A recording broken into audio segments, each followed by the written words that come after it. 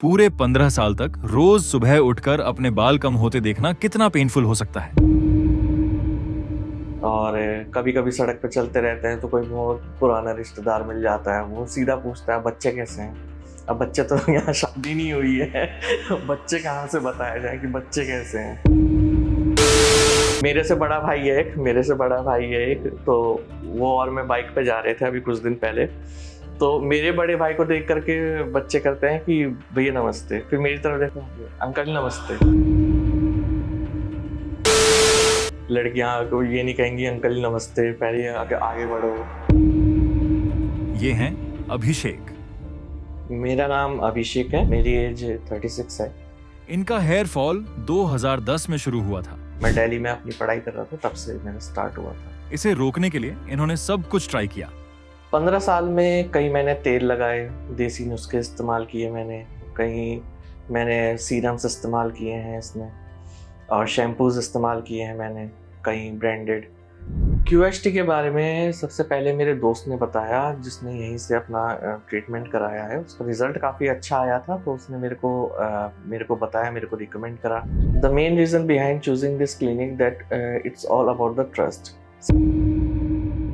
मेरा नाम अभिषेक है, मेरी एज 36 है, और मेरा हेयर फॉल अराउंड 2010 से शुरू हुआ था। जब मैं दिल्ली में अपनी पढ़ाई कर रहा था, तब से मेरा स्टार्ट हुआ था।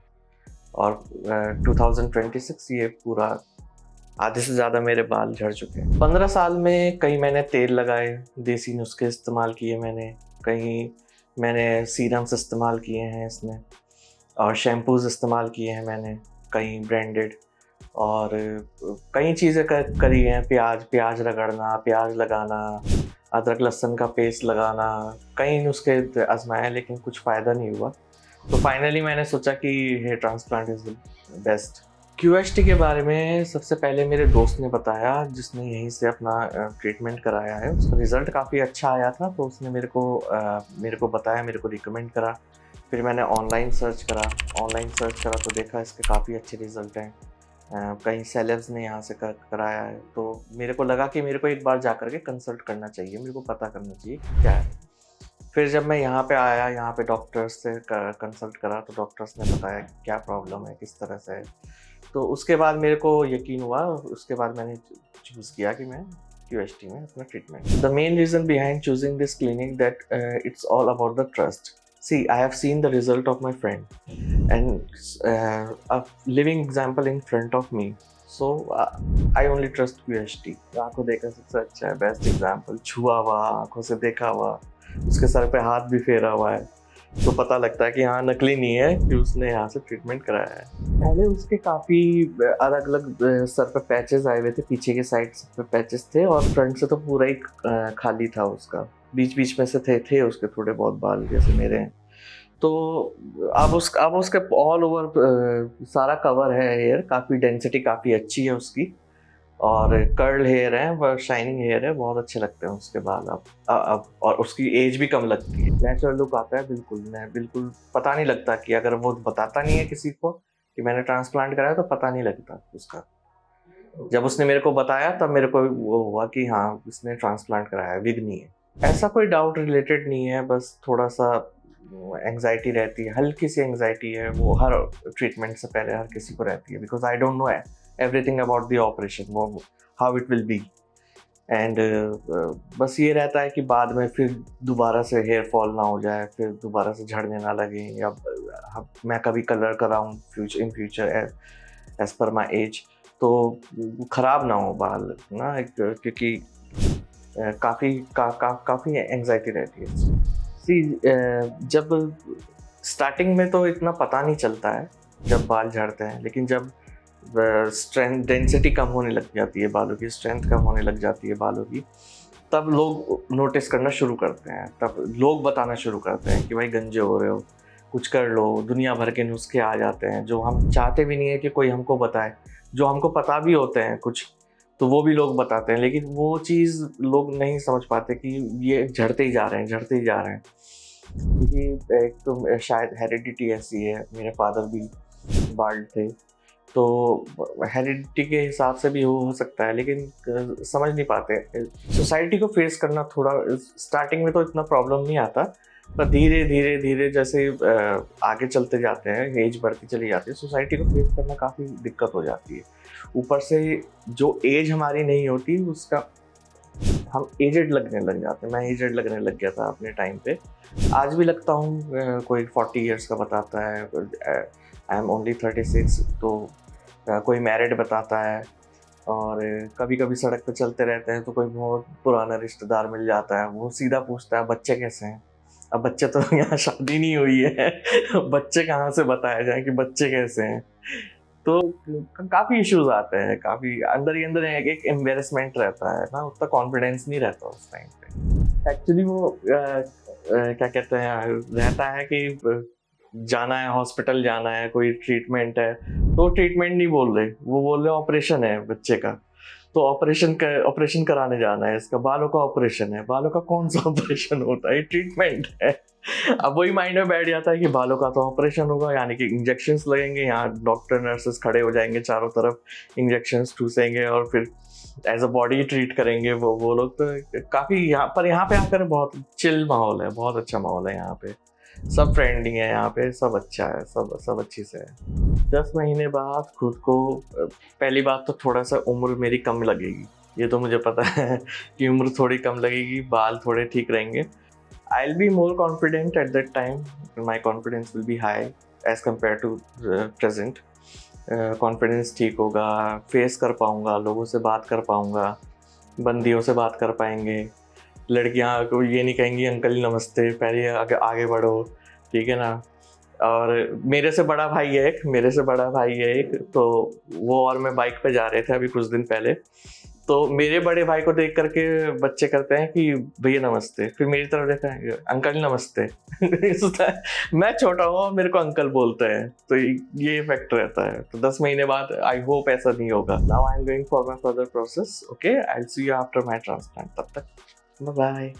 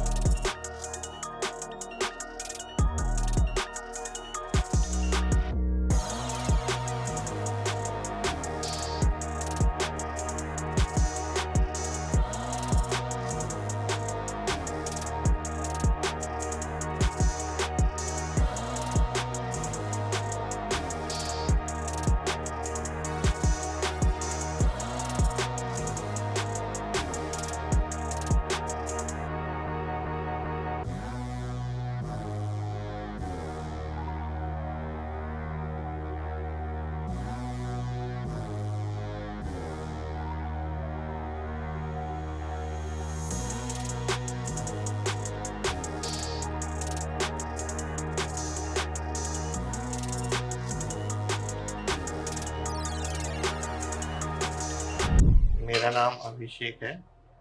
आज मेरा दूसरा दिन है और मेरा जो ट्रीटमेंट चल रहा है, मेरे ग्राफ्टिंग के लिए ट्रांसप्लांट किया जा रहा है। कल मेरी स्लिटिंग हुई थी और अभी 30% बचा हुआ है। जब एनेस्थीसिया लगाते हैं उस वक्त थोड़ा बहुत होता है, फिर उसके बाद पता नहीं लगता। एनेस्थीसिया के बाद उतना नहीं होता है, बीच बीच में होता रहता है, थोड़ा बहुत पता लगता है, पर वो इसका फायदे नहीं होता। सबका बिहेवियर अच्छा है, सब अच्छा है, काफ़ी कोऑपरेट करते हैं हर चीज़ में। जब भी मेरा प्रोसेस होता है उससे पहले इन्फॉर्म कर लेते हैं कौन सी दवाई दे रहे हैं, किस टाइप की दवाई है, वो भी इन्फॉर्म करते हैं, क्या चल रहा है क्या नहीं चल रहा है, क्या होने वाला है, वो सब इन्फॉर्म करते हैं पहले। जब वॉशरूम जाना होता है जा सकते हैं। खाना पीना बहुत अच्छा है यहाँ पे, रिफ्रेशमेंट अच्छा मिलता है बीच बीच में। फियर तो यही रहता है मेरा, क्या जो भी यहाँ पे आता है सभी का यही फियर रहता है, काफ़ी दर्द होगा क्योंकि सुई चुभाई जाएगी।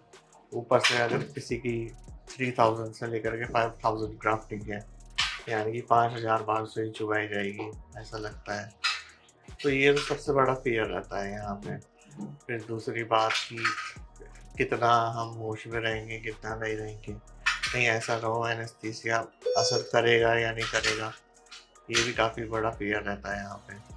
लेकिन एक बार होने के बाद फिर कुछ नहीं होता है, फिर तो कंफर्टेबल हो जाता है। अगर के दर्द करता है वो बहुत बड़ी वो अजीब सा लगता है। आदमी लेटा हुआ बेहोश हुआ हुआ, कैमरामैन आ जाता है, पता नहीं कहाँ से आ जाते ही लाइट्स कैमरा एक्शन करता है बिना मेकअप के। यार भाई साहब मेकअप भी नहीं करते ये लोग। नहीं, काफ़ी अच्छी सर्जरी कर रहे हैं। ज़्यादातर तो पता ही नहीं लगता है कि किस टाइप से हो रहा है, कि किस तरह से कर रहे हैं। महसूस नहीं होता, फील नहीं होता।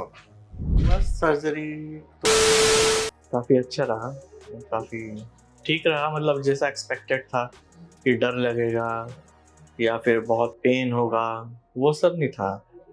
आराम से रहा सब कुछ, मेडिसिन मिल जाती थी, आराम से सोते सोते सारा ऑपरेशन हो गया, सारा ट्रीटमेंट हो गया। तो भी रहते आराम से और सोते सोते ही हो जा रहा था सब कुछ। देखिए जब ओटी के अंदर घुसते हैं, ओटी के अंदर जाते हैं तो काफ़ी उस वक्त डर लगता है।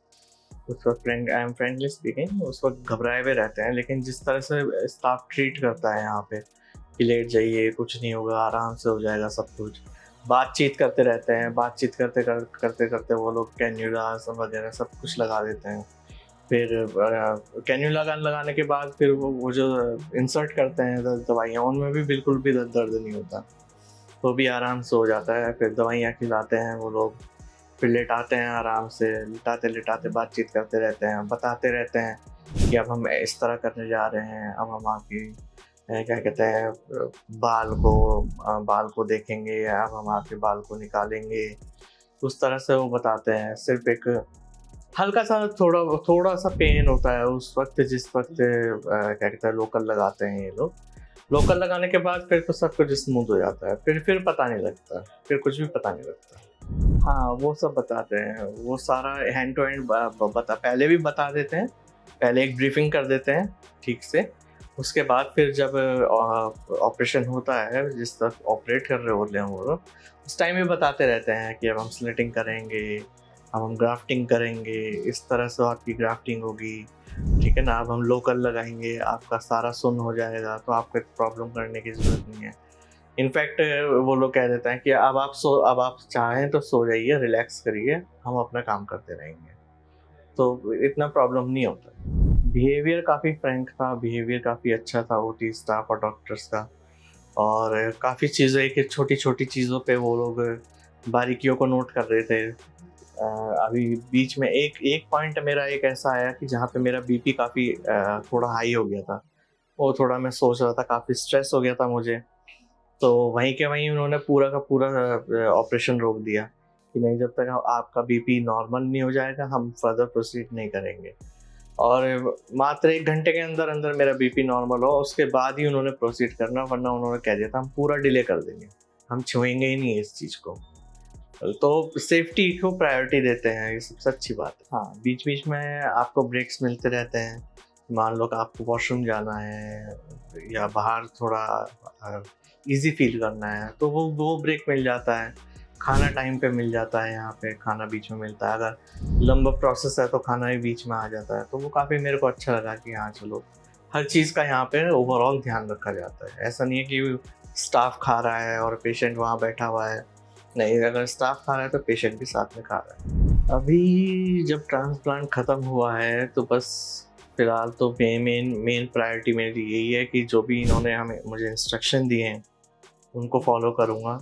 इंस्ट्रक्शन देने के बाद उसके बाद सबसे बेस्ट पार्ट ये है कि 1 साल तक फॉलोअप के लिए इन्होंने बोला है कि 1 साल तक हम आपको फॉलोअप करेंगे, आप बीच बीच में आते रहेंगे, हमसे मिलते रहेंगे।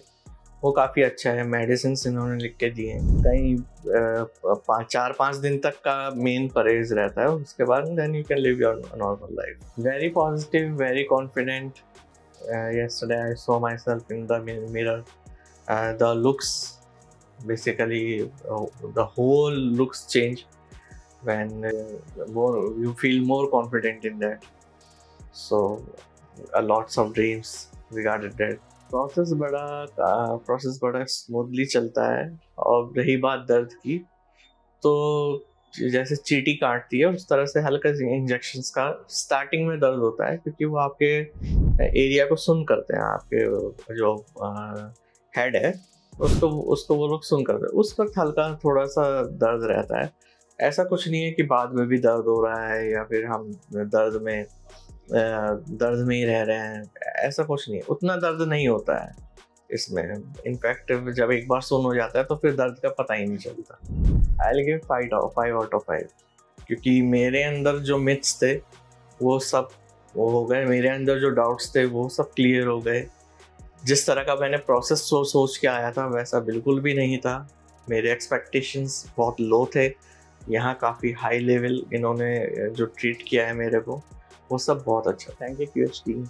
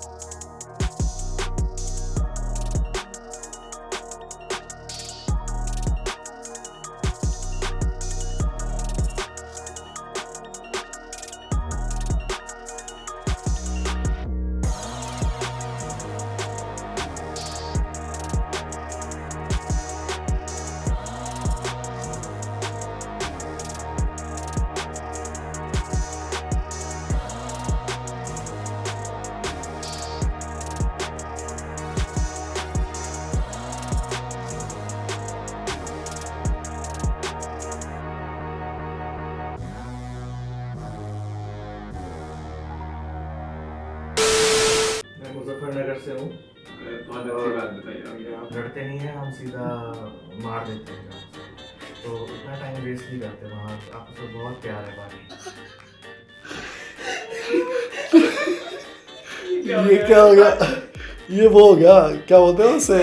हेलो फ्रेंड्स, अगर आपने अभी तक हमारे चैनल को सब्सक्राइब नहीं किया है तो प्लीज़ इस वीडियो को लाइक कीजिए, शेयर कीजिए और हमारे चैनल को सब्सक्राइब कीजिए। और ध्यान रहे बेल आइकन दबाना ना भूलें, जिससे हमारे हर वीडियो का अपडेट आपको समय समय पर मिलता रहेगा।